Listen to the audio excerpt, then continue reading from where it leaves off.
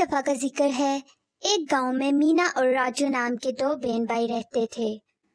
راجو ہر time کھیلتا کودتا رہتا، جبکہ مینا پر اس کی ماں ہر ٹائم چلاتی رہتی اور اسے گھر کے کام کاج کرنے کو کہتی۔ راجو کو اسکول جاتا دیکھ مینا کو اسکول جانے کا بہت دل کرتا۔ ایک دن وہ اپنی ماں سے بولی، امی جان، مجھے بھی اسکول جانے کا بہت دل کرتا ہے۔ کیا ایسا ہو سکتا ہے کہ میں بھی بھائی کے ساتھ اسکول جایا کروں؟ میں اسکول سے آ کر گھر کے سب کام کر دیا کروں گی۔ نہیں، کوئی ضرورت نہیں ہے۔ آخر لڑکیوں کو کیا ضرورت ہے اسکول جانے کی؟ تمہارا بھائی اسکول جاتا ہے نا، وہ ایک لڑکا ہے، اس کو ضرورت ہے، مگر تمہیں کیا ضرورت پڑ گئی اسکول جانے کی؟ چلو جلدی سے گھر کے کام کاج کرو، کوئی ضرورت نہیں، آج کے بعد ایسی بات مت کرنا۔ ماں کا یہ جواب سننے کے بعد مینا بہت اداس ہو گئی اور وہاں سے چلی گئی۔ اب مینا گھر کے کپڑے دھونے چلی گئی۔ کپڑے دھونے کے بعد وہ فارغ ہو کر گھر والوں کے لیے کھانا بنانے لگی۔ اب سب گھر والوں کے لیے جب کھانا تیار ہو گیا تو مینا گھر کی صفائی کرنے لگی۔ صفائی سے فارغ ہونے کے بعد مینا جب مرغیوں کو دانہ ڈالنے گئی تو دوسری طرف راجو اپنی ماں کے ساتھ بیٹھا اپنی کتابیں پڑھ رہا تھا۔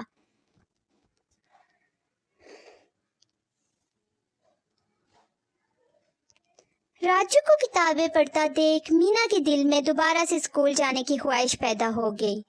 اب اگلے روز جب راجو اپنے اسکول گیا تو مینا گھر والوں سے چھپ کر راجو کے پیچھے پیچھے اسکول چلی گئی۔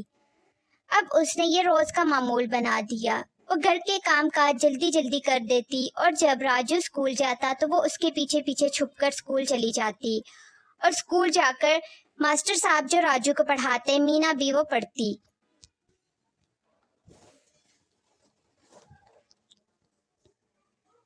اس طرح سے گھر میں جب بھی اسے فارغ وقت ملتا تو وہ بیٹھ کر راجو کی کتابیں پڑھنے لگتی۔ ایک دن اچانک گاؤں میں ایک چور داخل ہو گیا جو گاؤں کے لوگوں کی مرغیاں چوری کرتا، مگر گاؤں کے لوگوں کو کانوں کان خبر نہ ہوئی۔ ایک دن جب مینا اپنی مرغیوں کو دانہ ڈالنے آئی تو اس نے اپنی مرغیوں کی گنتی کی، اسے اپنی ایک مرغی کم لگی۔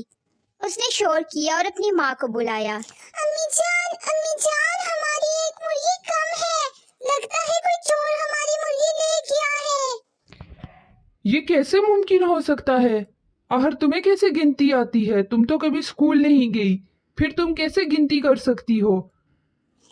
امی جان، مجھے معاف کر دیجئے، میں آپ کے منع کرنے کے باوجود راجو کے ساتھ اسکول جایا کرتی تھی اور میں نے وہیں گنتی سیکھی ہے۔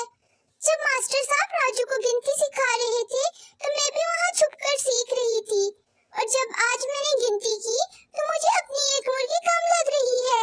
ایسا لگتا ہے کوئی چور ہماری مرغی لے گیا ہے۔